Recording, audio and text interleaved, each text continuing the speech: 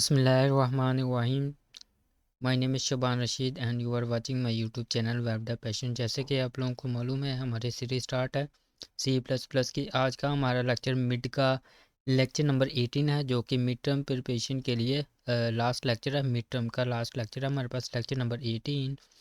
तो इसमें जो बताने वाली चीज़ें हैं वो मैं आप लोगों को बता दूंगा। एक तो हम एग्जांपल करेंगे इसकी, बाकी थ्योरेटिकल ही आपका ये लेक्चर है। ठीक है, तो चले करते हैं हम अपनी वीडियो स्टार्ट। सबसे पहले हमारे पास टॉपिक है जी फाइल का। अब फाइल का हमें मालूम हो रहा है फाइल होती क्या है हमारे पास। पहले इसको आप समझे, फाइल होती क्या है। फाइल हमारे पास एक परमानेंट स्टोरेज होती है, ठीक है, जिसके अंदर हमारा डाटा होता है। ठीक है, चाहे हमारा जो पीसी या लैपटॉप है हमारा बंद भी हो जाए ना, हमारा वो डाटा लॉस नहीं होता। उस चीज़ को हम फाइल कहते हैं। ठीक है, लाइक आज आप MS वर्ड की फ़ाइल लेते हैं, आप उसमें कोई भी फाइल बनाते हैं, देन उसके बाद आप सेव कर लेते हैं, तो आपका जो वो डाटा होता है वो आपकी मेमोरी के अंदर स्टोर हो जाता है परमानेंटली। ठीक है, जब तक आप डिलीट नहीं करते तब तक वो डिलीट नहीं होता। इसको हम कहते हैं जी फाइल।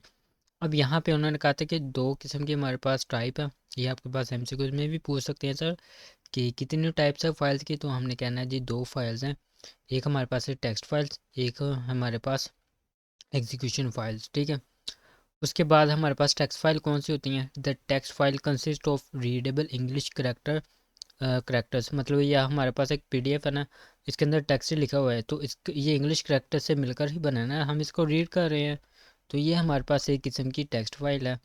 उसके बाद हमारे पास है जी एग्जीक्यूटेबल फाइल। जो भी हम प्रोग्राम लिखते हैं ना C++ में, ठीक है, उसको हम जब हम कंपाइलर रन करते हैं, ठीक है, तो वो हमारे पास एक एग्जीक्यूटेबल फाइल होती है। बस यही आप लोगों ने इधर याद करना है। उसके बाद आप लोगों ने क्या करना है जी, नीचे हमारे पास टॉपिक है जी टेक्स्ट फाइल हैंडलिंग का। मतलब कि जो हमारे पास टेक्स्ट फाइल है उसके साथ हमने खेलना है जी। तो टेक्स्ट फाइल हैंडलिंग क्या है, पहले हम इसको समझते हैं। देखिए, प्रोग्राम के थ्रू कोई भी हमने कोई टेक्स्ट फाइल बनानी है, ठीक है, प्रोग्राम के थ्रू कोई भी टेक्स्ट हमने फाइल बनाई, ठीक है, उस फाइल के अंदर हमने डाटा को इंसर्ट किया है प्रोग्राम के थ्रू ही, ठीक है, उसके बाद हमने इसको रीड भी किया। तो ये सारे काम जो हमने प्रोग्राम के थ्रू किए हैं, ठीक है, मतलब प्रोग्राम के थ्रू हमने एक टेक्स्ट फाइल बनाई, उसमें डाटा इंसर्ट किया, फिर उसके बाद हमने इसको रीड किया, तो उसको हम कहते हैं जी टेक्स्ट फाइल हैंडलिंग। ठीक है, अब यहाँ पे उन्होंने बेसिक स्टेप्स बताएं कि जी आप फाइल हैंडलिंग किस तरह से कर सकते हैं। आप ओपन अ फाइल, आप फाइल को ओपन कर सकते हैं या फाइल को राइट करें, ठीक है, उसके बाद आपने इसको रीड या राइट कर सकते हैं, उसके बाद आपने फाइल को क्लोज करना है। ठीक है, ये आपके पास शॉर्ट क्वेश्चन भी है, टेक्स्ट फाइल हैंडलिंग या उसके स्टेप्स, ये आप लोगों ने लाजमी माइंड में रखने हैं, पेपर में आ जाते हैं। तो नीचे आप यहाँ पे देखें जी, नीचे है जी हमारे पास fstream.h। अब तो .h तो अब यूज़ नहीं होता। अब हमारे पास एक हेडर फाइल होती है, जब भी हमने फाइल सिस्टम के साथ खेलना हो ना, ठीक है, फाइल सिस्टम हमने एग्जीक्यूशन करवानी हो, कोई भी हमने फाइल क्रिएट करवानी हो, रीड या राइट करवानी हो, तो उसके लिए हम सबसे पहले एक स्टैंडर्ड हेडर फाइल है हमारे पास fstream के नाम से, वो हमने इस पे इधर लिंक करनी है। ठीक है, हेडर फाइल है हमने ऐड करनी है।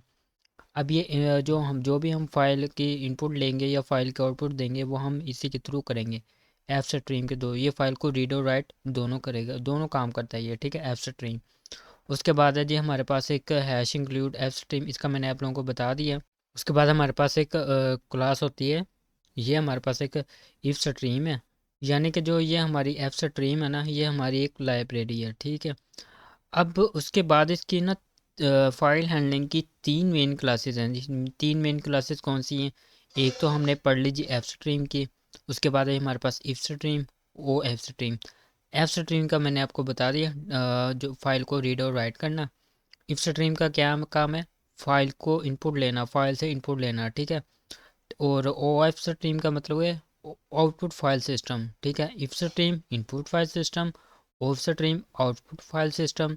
अब इसका क्या मतलब है, इफ स्ट्रीम का मतलब कि हमने फाइल को रीड करना है, ओ एफ स्ट्रीम का मतलब कि हमने फाइल को राइट करना है। ठीक है, तो यहाँ पे भी उन्होंने लिखा हुआ है जी कि firstly we will read only file, हम रीड ओनली फाइल करेंगे किसके थ्रू, इफ स्ट्रीम के थ्रू।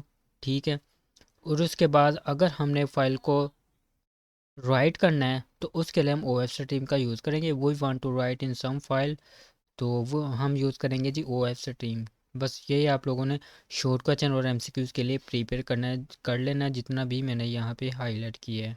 उसके बाद आप ये देखें if stream in file object for reading material.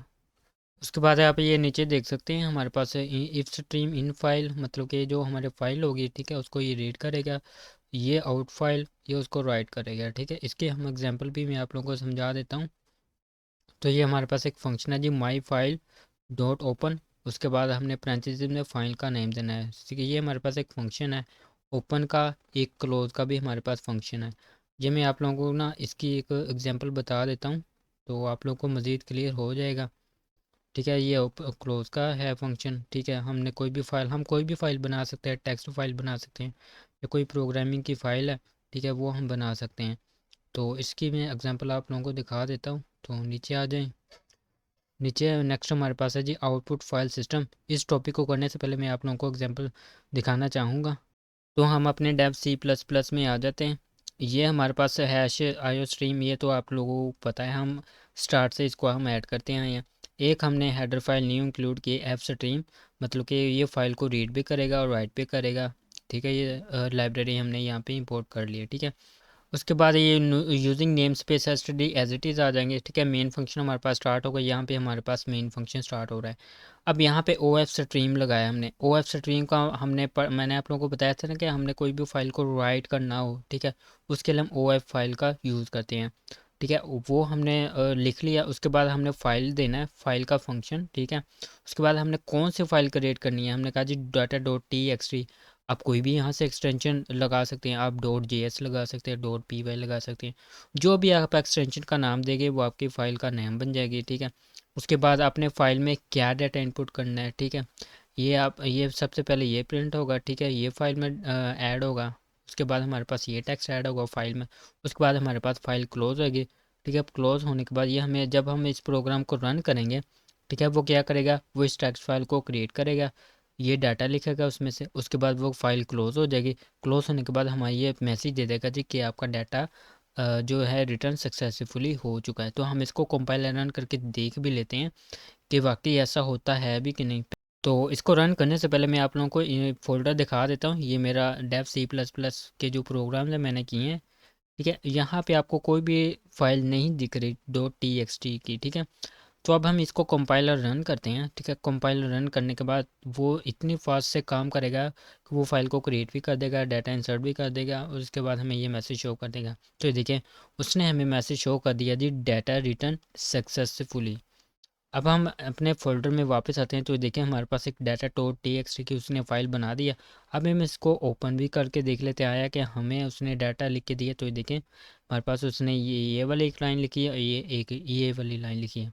तो इस तरह से वर्क करती है जी हमारे पास जो हम फाइल राइट करना उसमें डाटा को ठीक है फाइल बना के डाटा को लिखना। ठीक है, उसके बाद हमारे पास एक दूसरी एग्जांपल है। ठीक है, इफ स्ट्रीम। इफ स्ट्रीम का क्या काम है, ये हमारे पास जो टेक्स्ट फाइल है उसको रीड करेगी। ठीक है ना, तो इफ स्ट्रीम का आपने फंक्शन लगाया। ठीक है, जो क्लास है वो लगाई आपने। उसके बाद आपने फाइल फाइल का फंक्शन दिया। ठीक है, उसके बाद किसको वो आपने रीड करना है, data dot T X T.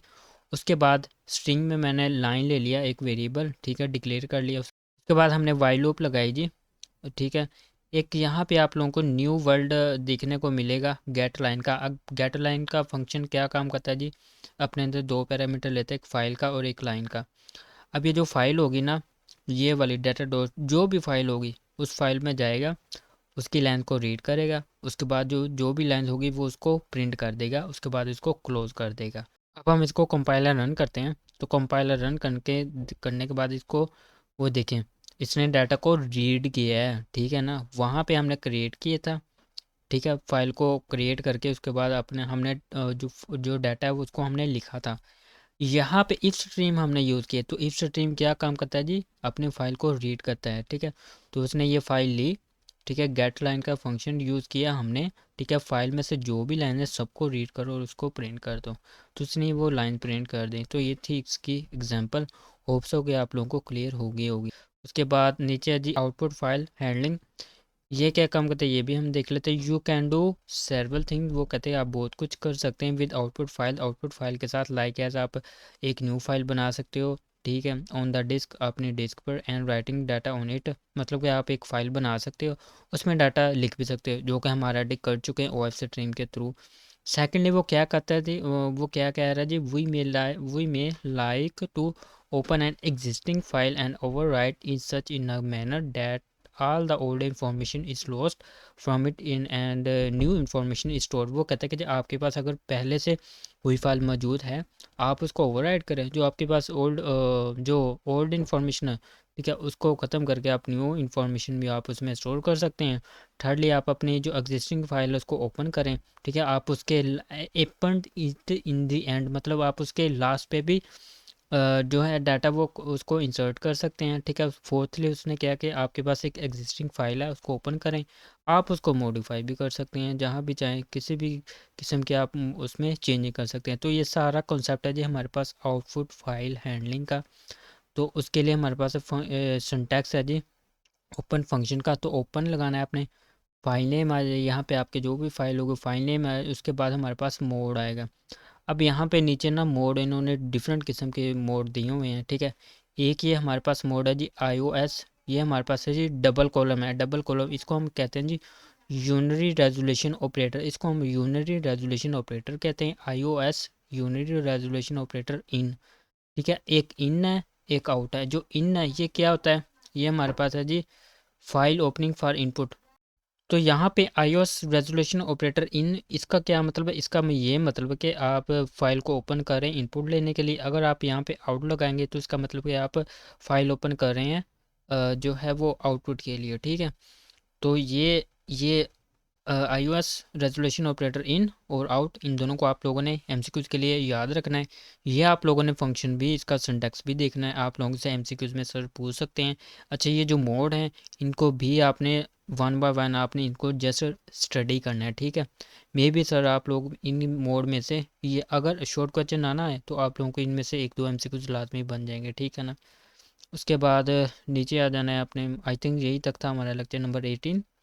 तो मैं उम्मीद करता हूँ कि आप लोगों को अच्छे से क्लियर हो गया होगा। तो नेक्स्ट हमारी जो वीडियो होगी वो हमारी होगी जी मिड टर्म प्रिपरेशन की, साथ में आप लोगों से पास पेपर्स भी शेयर करूँगा, जो इसके ऑब्जेक्टिव हैं पार्ट है, ठीक है, उसकी मैं वीडियो अपलोड करूँगा। उसके अंदर उसी वीडियो में ही मैं आप लोगों को जो इसके पास पेपर है इसका पेपर पैटर्न बताऊँगा, पेपर किस टाइप का आता है वो भी मैं आप लोगों को बताऊँगा।